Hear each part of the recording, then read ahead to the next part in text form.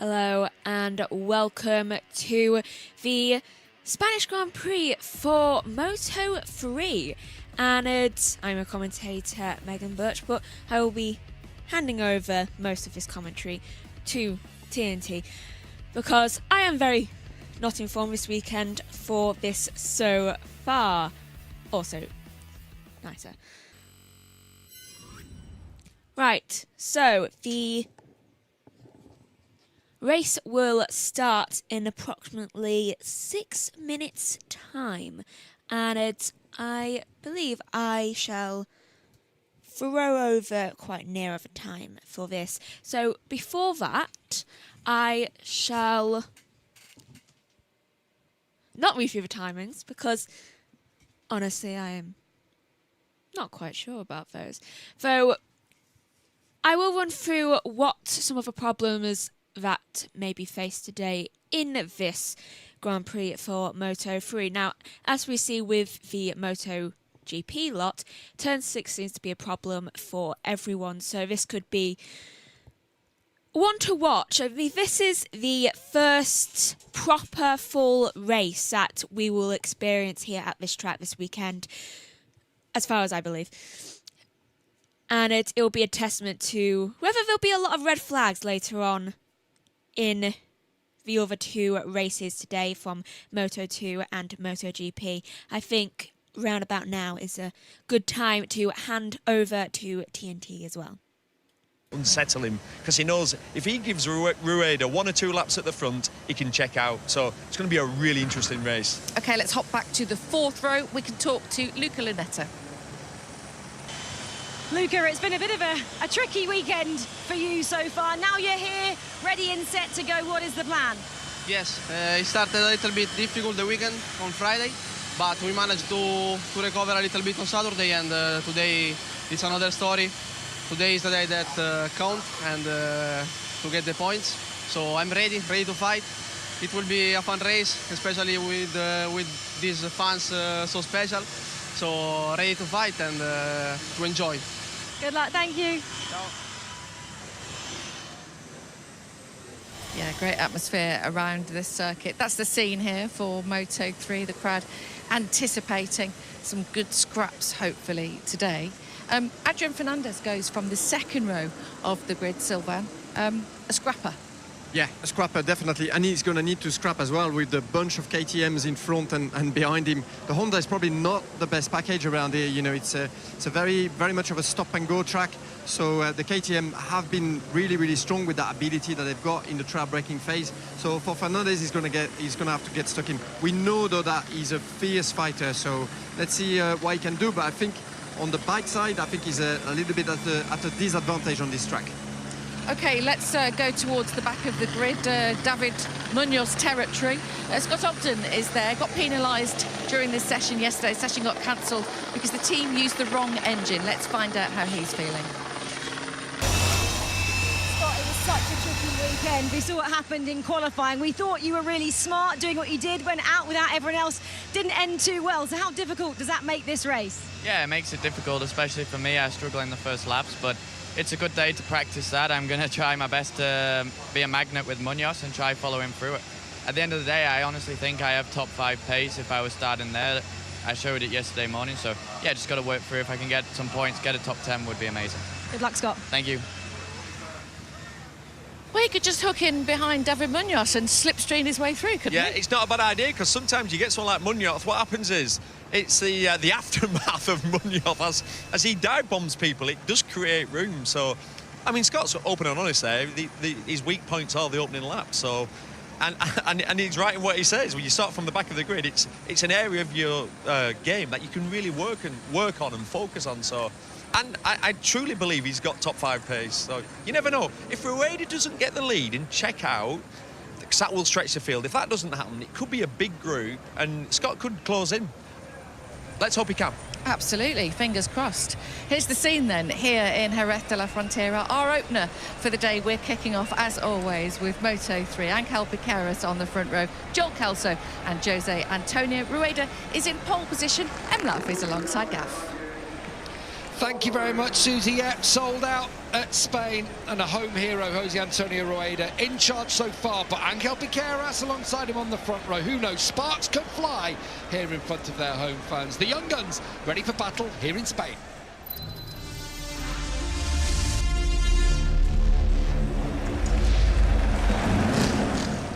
Good morning from Jerez de la Frontera. It's the Grand Prix of Spain in Moto3, round 5 of the championship, and the stage is set for what should be, hopefully, a thrilling Moto3 showdown. Jose Antonio Rueda has ruled the weekend, really. Starts from pole and looking to get back that title lead he lost in Qatar. But Joel Kelso and Angel Piqueras right there alongside him.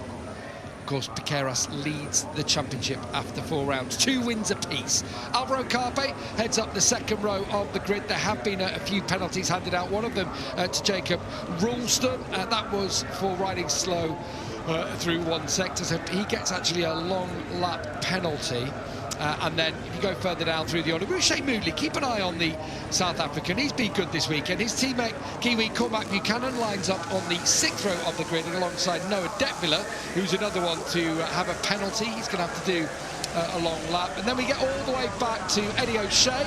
We saw Scott Ogden there in 23rd. Eddie O'Shea from Michael's team on row 9 in 25th. But behind him, David Munoz. I love what Neil said. He's had the penalty put to the back of the grid for slow riding online. Could be a penalty for everyone else, Michael, because that's his race, isn't it? It's going to be charging through. At the other end of things, Jose Antonio Rueda almost certain to try and pull away early. Yeah, the speed we've seen from Rueda this weekend, he can control the race. I don't think he's going to go from the outset, though. He typically, these Pirellis like to be gently loaded initially, brought up to temperature, and then worked in the latter laps. Rueda has done it to great effect already this year. In Thailand especially, controlled it and then dropped the hammer when he needed to. I can see a similar tactic from him today, but if he gets a gap on his pit board, we've seen it yesterday, even in qualifying, he was able to drop the group essentially, which is difficult to do in Moto3. But then you've got Munoz at the back. He is going to be coming through. He's going to be attacking. Scott's looking out for him to try and weld himself to the rear wheel of Munoz, and he will lever a few doors open, no doubt. But it's going to be an exciting race. It always is around here in Moto3 at Jerez. Adrian Fernandez, another one of those who will be hoping to get stuck in early on. He looked ragged earlier in the weekend. They seem to have ironed out a few problems they've had with that Leopard and all the Hondas actually this weekend. So expect fireworks, and when we see sights like this, we've just been down there, Michael, it is electrifying. It really is. This section especially, as you come out of turn 8, 9 and 10, it is just going off all day long. As we were stood there this morning after the riders have been round on the parade, and they were still singing, cheering, chanting. It was such a nice feeling down there. Yeah, when we handed back to Susie, they were even getting our cameraman to jump up and down in time with the crowd. It was just wild, and they would love it, wouldn't they? Look, there's Angel Piqueras. He is the championship leader. As we look at Cormac Buchanan coming through the final corner, they would love a scrap. They come here for the racing. They are racing purists. They don't want someone to escape at the front. They'd love it if it was a Piqueras Rueda head-to-head. Yeah, I think we'll see it. We saw a great scrap in Red Bull rookies earlier today. Moto3 it makes fantastic racing, but the Jerez racetrack especially, there's so many overtaking opportunities for these little bikes. I remember Brad Binder winning his first race here, 2016, from the back of the grid. Munoz has that task ahead of him. Rueda has a similar kind of pace that Binder had showed that weekend. Let's see what he can do. Lights about to go out, 19 laps ahead of us. Rueda on pole, Kelso alongside, Angel Piqueras breathing down their neck. A big home crowd energy bouncing off the grandstand. Penalties and drama already have shaped the green. Anything can still happen here. Strap yourselves in. We're ready to start the action in Spain. 19 laps on this circuit in Moto3, and we are underway. It's a good start from Jose Antonio Rueda. Little bit of a wheelie as he goes up through the box, actually. Coming under pressure, though, from Angel Piqueras already. And from the second row of the grid, that's a big lunge from Ryusei Yamanaka. I'm loving Carpe. Around the outside from Alvaro Carpe. He slots into second. Piqueras takes back third. Furusato aggressive on the early laps. Already past Kelso, who's back to sixth. But Furusato up to fifth. Yeah, aggressive, as you mentioned, from Yamanaka. He's back to fourth, but what a move it was from Carpe, confident around the outside. Likewise, Tayo Furusato, he has got race pace. As always, he comes forward in a Sunday. I'm trying to look for the black bike of David Munoz up towards the back of the picture. Couldn't quite catch my eye as Furusato lines something up through Sito Pond's corner. It's Rueda leading as expected, but it's up to his teammate here to not play the old tail end gunner. He has to attack his teammate quickly. because they don't want Rueda to escape at the front of this race. Adrian Fernandez pulls to the inside, but unable to take anyone. Someone's gone off down in one of the Leopard bikes. Munoz as well, I think. Is it Munoz? It's Munoz and Almanza together. They were together on the track. He can't go away from the action. I think that's Cormac or Rouchet, I'm not sure. I think it's Rouchet. Pretty sure it's Rouchet Moodley that's gone down. I'm so sorry for the South African. He's had a brilliant weekend. And David Munoz involved in another incident. I don't know what's happened. I'm not going to surmise now. We haven't seen it. But he, Almanza and Moodley have crashed out. I think Munoz was trying to rejoin.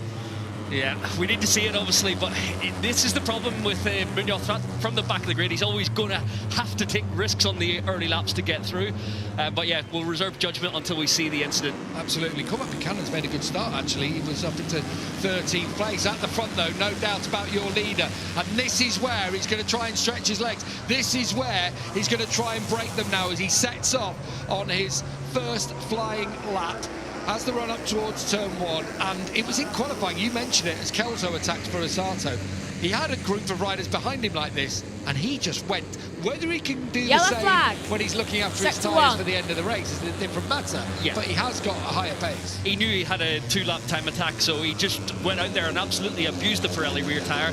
Everyone on the grid, it is... That's Riccardo Rossi. It's been a rotten weekend for him as well, hasn't it? Yeah, been some speed, but a few technical difficulties, missed sessions, and unfortunately out on lap 1. So yeah, Riccardo Rossi's weekend doesn't get any better. It looks like Vicente Perez as well, who's in as a replacement for Bertelli, has also crashed out. I don't know whether the yellow flag's still out as we drop down towards turn 6. I doubt it, because Angel Piqueras is making moves, and he goes through on Carpi. It's a Spanish 1-2-3 here in the Spanish Grand Prix in Moto3. Still Rueda leads, and now we get those long lap penalties for Peroni, Ralston and Detmiller will be coming up on their dashboards. It's a good lap for Joel Kelso. He made the move into turn 1 on for Osato. He's just getting across to this gaggle with Piqueras getting lively down the inside at turns 9 and entering the complex. Even if Rueda doesn't escape, what he's doing here is he's breaking them up, isn't he? 3 and Joel Esteban's 4. tumbling down the order, I believe. He's got out. Oh, another crasher in the pack, and that's Cormac Buchanan. So both of the Densi Boa riders have gone. That's a shame. Cormac, after a good start, Rouchet having such a fantastic weekend, so massive shame for the Boa team, but they'll be back to fight again in Le Mans in 2 weeks' time. Credit to Scott Ogden. Whatever he was doing about following David Munoz, who has rejoined, but Ogden's up to 14th, 13th place Esteban now has as they come up crashed, to the and I line. believe So Perez with Esteban is crashing out, it's all and helping Buchanan those is riders also behind. down. So fair play to Ogden. Yeah, actually, he's 4 seconds off the leader, which is Rueda. You can see it. Scott just coming into shot. So the group, actually, there's a few little gaps in amongst it. All there's a riders few okay. riders detached. I'm sorry to Buchanan see that has for rejoined. Buchanan. He has been Correct. actually behind his teammate a little bit this weekend, but he's rejoining. There's going to be a bit of gravel actually being dropped on the track. Look at this at the front, Michael, from the heli. Rueda is stretching them, and the only person it looks like who can go with him is the championship leader, Angel Piqueras. Angel Piqueras struggled a little this weekend. I didn't see this coming from him today, but such a good racer. He knows the way to potentially beat Rueda today is to ruffle his feathers early on, so expect to see a move before too long. Look at this, in the braking zone. He's able to gain back a bike length. He'll be attacking him before the end of the lap. That's how Piqueras rides. Yeah, and if he does get within striking distance, he will strike. Mark my words. Although, again, through the faster sectors, that's where Rueda's strong, isn't he? He's carrying another few kilometres an hour of corner speed. Right, we're looking for Munoz further back. Look for the blue Almanza bike. Yeah, oh, it's Almanza. Oh, it's Moodley then. It's got completely out of shape. It was Almanza on Munoz. Munoz was turning in. Almanza on his inside, and then Moodley just took them both out. Oh, Moodley lost the front earlier, so he's locked the front end and then just barreled into both. I apologise, David Munoz. I did think you were maybe the aggressor in this instance. Unfortunately, it was he was a victim. Yeah, you don't know what's been going on further up there, but he looked like he was, in front, and Almanza then lifting him up, and in turn, Rouchet's got it completely wrong there. Jacob Ralston, I think, has just done his long lap penalty. Fastest rider on circuit, though, talking of Aussies, is Joel Kelso in 4th. Yeah, Joel's looked good. Well, actually, all 4 of the opening rounds have looked good for Joel, and this weekend, stealthily gone about his business, turned in some good lap times yesterday, and he's looking aggressive here. So fastest lap, 44.7. That's impressive at this stage in the race. 3rd in the championship, Joel Kelso. After 4th in Qatar, 2nd in the USA. He was 8th in Argentina, but he was in the front group again, and similarly in Thailand. where things didn't quite go to plan, but has always been in that front group. Yeah, definitely made a step this year. We were slightly critical of Joel at times last year. Always fast, but lacked a bit of pace in the latter laps. He seems to have put that right, and he's got all the attributes now to be consistent at every single racetrack. On board we ride, looking back from Joel Kelso's machine at Ryusei Yamanaka in 6th spot. Rueda, though, just managing to do his own pace at the front, and whatever he's done, he's thinned the group out. We've seen big 20 rider groups here before in the past, and this is, you know, Piqueras is just labouring a little bit to stick with Rueda at the moment.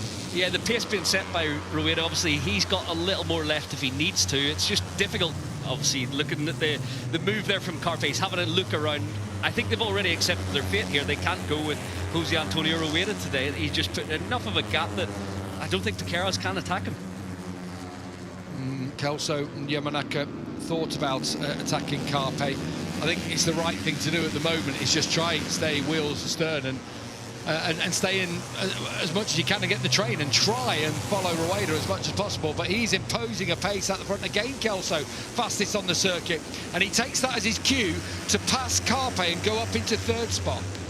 Could Joel have something here? He's working hard to get across, and maybe he feels he's got the pace to match Rueda. It is 2 laps in a row where he set the fastest lap of the race, just fractionally faster than Jose Antonio. One thing that's going to come into play here, Rueda's gone with the soft rear tyre, and Furusato as well with a soft rear tyre, as has Fernandez, whereas all the others, Piqueras, Kelso, Carpe, Yamanaka, the medium option. Weirdly, I missed that. I scanned across the grid. Oh, there's not many soft tyres, and didn't actually notice the pole man had one on. That's an interesting move from Rueda to have the confidence that he's going to go all the ways. Perhaps he's confident in that knowledge, but maybe he does need to put a bit of a gap in at this stage in the race. Yeah, then you think, is that the tactic? And then if Kelso's matching him, Kelso's got with the softer front tyre. It's going to be interesting as this race develops. Still a long, long way to go. Cormac Buchanan is down to his garage, and he's saying, should I go back out? And I think that's going to be a retirement for the Kiwi. You see Yamanaka in behind Carpe. Carpe just unable to match Kelso over this lap. I think Yamanaka starting to think, perhaps I need to dispose of the rookie up towards the final corner. I thought Furusato was going to have a go at his compatriot as well there. Top Honda in 6th place with Adrian Fernandez and Guido Pini do a good job in 8th. Then there's a 2-second gap back to Luca Lunetta, Peroni and Scott Ogden, who's had an excellent ride from the second last row of the grid. As finally we see that move from Yamanaka, and Furusato needs no second invitation with Carpe on the high part of the curve. Yeah, it looks like Carpe's struggling. He's labouring ever so slightly. Furusato wasting no time. Kelso with another fastest lap on the previous circulation, likewise Piqueras, so the lead 3 are up to the ante every time around. Yeah, they were both, Piqueras and Kelso, you know, 10th and a half quicker than Rueda, so they are responding to the Spanish rider. What is it, though, that Rueda's doing or has done this weekend? It's difficult to pinpoint. He looks strong in every area, whether it's braking, turning, accelerating. How he stops it down into there, you can see a little bit of slide from the rear. It's drifting over onto the curbs on the outside, but he never goes wide. He always is pinpoint accurate in the braking zones, and he's able to just keep such a rhythm. It's like David Alonso 1 year ago around here in practice. He had such a pace, but he crashed out pushing too hard early doors, whereas no mistakes from Rueda so far. The only mistake will be, has he got the right tyre? And that's a good move from Joel Kelso on Angel Piqueras. The young Aussie, he's looking feisty here today. He's feeling it, isn't he, Joel Kelso today? Maybe he's the one who's going to be able to stick it to Rueda. He has been there or thereabouts throughout the whole racing weekend in terms of positions. Obviously, he was on the front row of the grid in 2nd spot. In free practice, he was 3rd quickest. You know, if you look back over the weekend, and Kelso's put together, he was 4th in the first practice, so it's a funny one for Moto3 because they never actually ride at the time of the race, do they? They either first out or out later on in the afternoon. Yeah, it's a difficult one. You may get lucky and have temperature conditions similar to what you race in, but it usually is slightly different. Starting at 11 o'clock, we are either 9 a.m. or, like I say, in the afternoon when it is it is typically 5 to 10 degrees hotter. So yeah, sometimes you get a bit of an anomaly in terms of setup and feeling from the tyres. So usually these riders have got a good handle on it, what they need to prepare for on race day. On that last lap, Kelso quicker than Rueda. Kelso 4/10 quicker than Angel Piqueras. I think Piqueras, we have seen it's not looked easy for him this weekend. The beauty of Angel Piqueras is he will not give up, will he? He will get his gravel hook into the back of Kelso's bike if he can and try and stick with him as long as he can, because he knows in a scrap he'll feel stronger. Exactly, yeah. If he can stay, obviously these are the lead 3 in the championship, the lead 3 in the race. They've got a little bit of a gap to the group in front. It's now 1 second back to Yamanaka. I think it could end up this being a podium battle. So Piqueras, if he's in the fight at the end and the SC2, the harder rear option, comes to him, perhaps he could have something that, after a tough weekend, if he's in contention for the victory, you got to say full credit to the young Spanish rider. You also have to say, don't you, to Rueda out front, imposing a pace on this race. That is relentless. We talked about him with the number 99 on, likened him a little bit to the Jorge Lorenzo style, and that's what he's doing in terms of his metronomic performance in lap times. Yeah, he's had such a rhythm all weekend, and even for the last few rounds, he's been able to control things. You can see the twitch of the front from Piqueras at turn 9. It's not easy for him matching this pace of Kelso and Rueda. You can see he's having to dig deep today. As long as he's got rubber left, though, he will continue to fight all the way to the end. The little gap opened up now to the chasing pack of Yamanaka, Carpe, Furusato. On that last lap, a personal best for Rueda, but still, Kelso and Piqueras were a tiny amount, milliseconds quicker than him, but they were still a bit quicker than him as Rueda's just set personal best lap. Yeah, I think Rueda's comfy here. It's one of those where you come across the line, see your pit board, and it's staying the same every single lap. As long as he's confident that he can up the pace a little bit, he'll continue to just impose the pace at the front. Yeah, you saw that wider line there for Piqueras finishing off the corner. You wonder if he's just starting to feel that pace. He's there on the number 36. The 66 is second of Joel Kelso, and then the 99 of Rueda out front. There is the number 6 of Ryusei Yamanaka on the second of the empty helmets MSI bikes. Yeah, Yamanaka's having a good season, isn't he? Every weekend he's thereabouts inside the top 5 throughout. Pretty much been unfortunate, obviously, to not score in both, where was it, America and in Thailand, but he's had a top 10 in Argentina and a podium last time out. It's built into a good season for the Japanese rider. Yeah, the team stuck with him, didn't they? You didn't know, obviously they were bringing in Angel Piqueras, which is a bit of drama in itself, because he was actually contracted to Leopard, his 3rd team in as many years, well, probably 4th team actually in as many years as regards to Piqueras, but they stuck with Yamanaka. Yeah, that seems to be paying off. It definitely does, and yeah, it's good to see, because he had a bit of a storied Moto3 career, but everyone believes in his ability, and obviously he's starting to deliver for the squad, which is good. It seems like he and Piqueras are working a bit more together than perhaps in the opening rounds of the season. It seemed like Angel wanted to go his own way in all the practice sessions. And you see the gap between 3rd and 4th now at 1.5 seconds. It looks like we have our podium battle, but we've watched enough races at Jerez over the years to know it's not quite as simple as that. No, never a foregone conclusion around here. It's not the most abrasive circuit, but tyres play such a big part. You've been setting lap times all weekend that you can't match today as the temperature goes up, and you put consistent laps in. We're on the 9th lap, but you're still not quite at half distance yet, so you've got to be aware that the front tyre could start to go away. You can start folding here on these long turns like turn 5, the rear getting away from you in the middle of the apex, so yeah, you just got to be a little bit calm at this stage. Piqueras is not letting go here of Kelso. Kelso in turn just not quite able to get close enough to Jose Antonio Rueda. As soon as he taps the throttle, just pulls the gap back out. Constantine is in, of course, in the braking zones, but then just keeps the roll going, doesn't he? So these 3 out front, and you've got Yamanaka, Furusato, Carpe, Fernandez and Guido Pini. David Munoz is having to pull out, having been taken out on the first lap. Again, one of the other things we were talking about was him coming through and how he might cause problems. He qualified up towards the sharp end. He qualified, he should have been on the front row of the grid.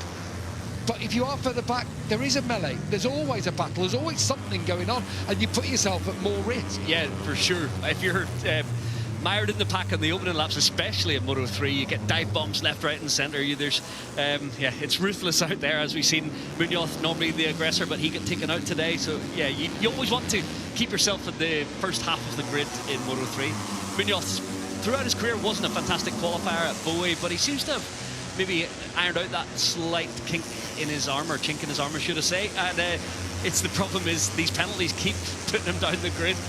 But yeah, frustration for him and the Impact GP team because they haven't quite delivered on their promise. Although good for Guido Pino today. The number 94, we haven't seen much of him this season. Started injured, missed the opening, was it 1 or 2 rounds he sat? But yeah, he turned up here actually last year in Junior GP, and he was so fast riding in the Alzamora squad in Junior GP. So he likes Jerez, but we've still not seen the best of the young Italian. He has been through the mill a little bit with injuries of late, and yeah, a bright future ahead of him. Yeah, he talks about maybe some anxiety with Munoz. Look, Peter Hürtel is the most level-headed person in this paddock, pretty much. Him and Akiayo battle it out for who's missed the call. But we had a really good chat with him, didn't we, back in Qatar? And he was saying it's just a long game. He's going to take a few 10 races or so for him to try and impose this sense of calm for Munoz. And similarly for Pini, he said a lot of the people around him expect Guido Pini. He's battled with Alvaro Carpe and beaten him in junior GP races. You know, he's been there and done that. He's ridden on track with Piqueras, and what Peter Hürtel's quick to point out is, but that's his trajectory. What we believe is this is what you need to be doing, just learning. Yeah. Not getting ahead of yourself. And a bit, not an entourage, but, you know, a little few exterior pressures, perhaps. Yeah, certainly.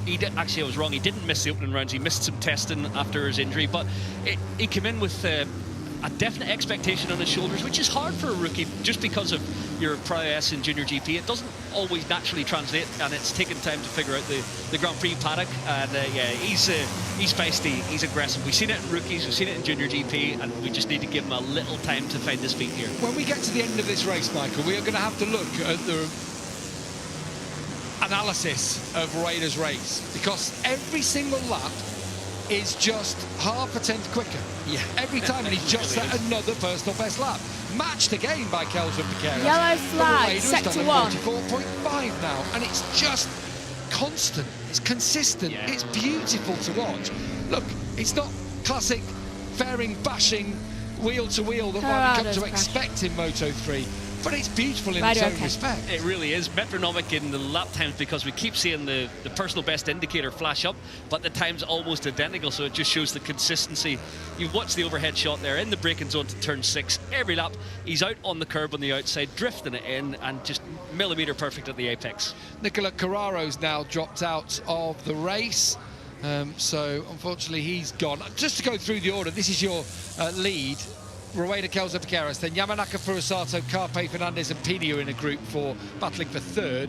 For 9th, Lunetta versus Perrone, who's done his long lap. And then for 11th, Ralston, who's done his long lap, is battling with Scott Ogden. So 11th and 12th for the Aussie and the Brit. Then Dennis Foggia. He's never got on with this place. Has he ever scored points around here? Never. Exactly, in his long career. So he's in 13th. Stefano Nepa, 14th. Tachkon Boisserie in the last point-scoring position in 15th. They're all riding alone. And then there's a good battle going on. Eddie O'Shea, your man for the Grid MLAV racing team. Eddie O'Shea 16th with Detwiller 17th. Cruz says 18th. They are switching positions in every corner at the moment. Yeah, it's a good battle between the two guys down there. Unfortunately, obviously, they want to be a little bit higher up, but yeah, just look at the lap times here. Another fastest lap of the race for Jose Antonio Rueda as he goes another, 10th and a bit faster than he did the previous lap around. It's like he was holding something at the start, even though he's got the softer tyre, and it's almost as if he's just judged his pace. He's seeing it clock up on his dashboard, then every single lap he just goes, right, I've got another couple of hundreds for you. And that's the first time over the last few laps that he's actually been quicker than Kelso, quicker than Piqueras. And in fact, it was less than a tenth quicker than Kelso, almost 2 tenths quicker than Piqueras. 7.5 laps to go, which is still away in Moto3, but it does seem like he's confident his tyres are going to stay with him. You can see Piqueras looking a bit more aggressive in the braking zones. Kelso just struggling, I want to say. He's still fast and lapping consistent every time around, but just in this part of the racetrack, it seems like, especially through the left-hander, a bit like Marc Marquez in MotoGP, Rueda's got something where he can just eke out a small margin. On board with Joel Kelso into the stadium section, Angel Nieto corner. Lovely statues to Nieto when I rode round there earlier to go and stand on the infield. You see there's one to Aspar, there's one to Ferrari, there's one to Wakai as well down there. There's all sorts of great little monuments around this racetrack. And it's a fantastic place. They are just starting to lose touch here with Rueda. I think Piqueras senses that. He senses that, doesn't he? He wanted to get through on Kelso. We've seen this Kelso at this stage of the race in the past. I've got a feeling more than anything it's Rueda getting quicker. We'll see as they come across the line now. Another fastest lap of the race from Rueda. Another couple of hundreds. This is some rhythm he's imposing at the front. And Piqueras says, look, we can't take this anymore, Joel. We're going to have to go after him. And is Kelso going to fight Piqueras? Does he feel done? Or is he just going to have to let the young Spaniard go and try and chase down the leader? Yeah, I think Joel's best move now is to see what Piqueras has got. Can he get across the gap? At 0.6 of a second isn't easy because you're starting to lose a little bit of contact. You're losing the draft here on the run down from 5 to 6. You've got a good braking marker to go in on, but the problem is Rueda is so strong on the brakes and doesn't make any mistakes. Little look back for Kelso. Obviously, he knows now he's got a margin. He's got a podium today. Will he just settle for third, or will he continue to fight all the way to hopefully go for victory at the end? Yeah, he's got to look forward, hasn't he? He's got to look at Piqueras. A little shake of the head, I thought, there from Kelso. Can Piqueras close that gap? It's gone out to 0.9 of a second on this lap. He had to make the move on Kelso, whose pace is just starting to drop. He saw the front there from Kelso.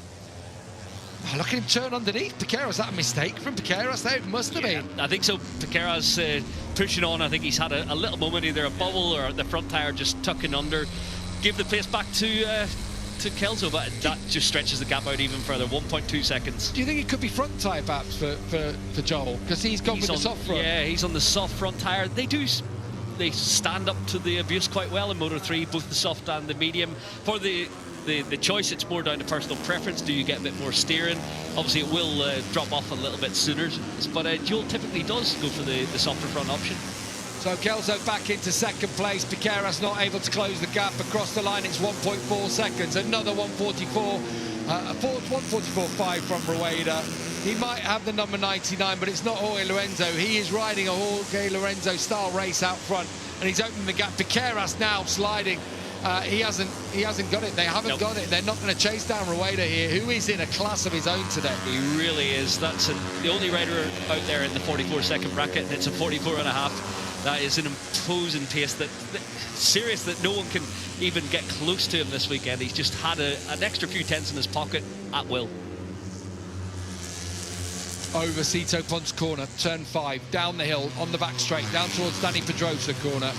Names of the legends of Spanish motorcycling adorning them. Into 6 they go still. Kelso hangs on.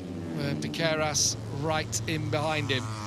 Gap back to the chasing pack still stands at 3.8 seconds, but they were quicker, the chasing pack, although let's remind ourselves that Kelso and Piqueras swapped positions twice on that previous lap. So we'll just keep an eye on that gap. Stands at 3.7 now, with just under, well, 5.5 to go. Rueda's changing the face of Moto3 racing this season. We always get a group battle, and this is, what, the 3rd time he's done it already, where he just ekes out a margin at the end of the race. He ups the ante, and no one's got anything to respond. Needed someone to attack early on, didn't he? Scott Ogden and Jacob Ralston have closed the gap they had to Lunetta and Perrone, and they both got past. So Ralston is now up into 9th place. Scott Ogden up into 11th, just past Lunetta. So they've had a decent ride together. Yeah, this is good from Scott if he can get inside the top 10 from where he had to start this weekend. He had such good pace yesterday. He was very unfortunate. It's been one of those weekends where the completely not his fault, but just the stars didn't align for him. But yeah, good race to get inside the top 10. Ooh, it's a bit tight down there at Dani Pedrosa corner as Alvaro Carpe rides through the right leg of Tayo Furusato.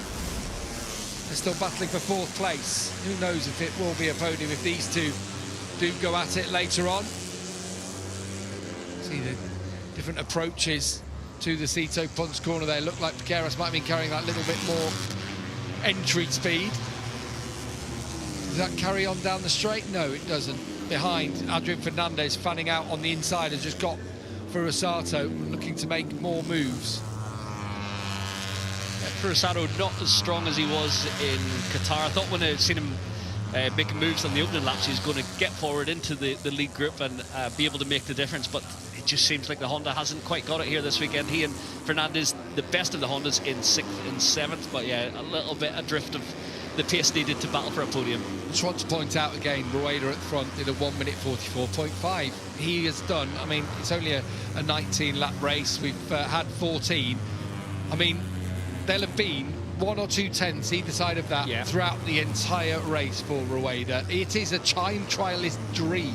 I think it's within about 3, maximum 4 tenths. That has been his spread. You don't get that very often. Obviously, if he sees a big gap on his pit board, he might roll it off at the end. But if you look at the business end of the race, which has been the work that he's done, just so consistent. Again, 44.5. It's like, I've never seen someone so consistent in terms of the bang-on identical lap times, lap on lap. It is such an impressive rhythm. You feel like you'll speak to him after the race, and this is going to be one of those where he's flying above the bike and he doesn't, doesn't feel like he's on it. It's going to be because he just, it's rhythm, isn't it? It's rhythm that he's got out there, and he's just hitting his mark every time.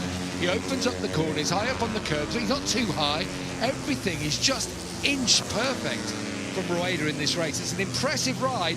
Of course, let's not forget Rueda is a local lad from just up the road in Seville, where they had the Spanish Copa del Rey last night between Barca and Madrid. So it's only an hour up the road. He will have a lot of people supporting him to take victory here today, the Andalusian. Yeah, always good here at Jerez, even in his junior GP career. I think when you look at his past, he's equally a rival for David Alonso, for the guys who stepped up to Moto2 this year. I think he's been a bit of a slower burn, obviously missed a few races last year and sort of derailed his championship campaign, but what a performance we're seeing from him to this point already in the season. Moto2 teams will be after his signature. Joel Kelso, after having a couple of laps where you wondered how he was feeling front tyre-wise, sort of regained form, but they've both slotted into a pace now, haven't they, Kelso? You just feel like Piqueras is thinking, right, I'm not going to win this. What I'll do is ride right behind you, and on this corner, in about 3 laps' time, I will pounce. Thank you very much. Yeah, biding his time.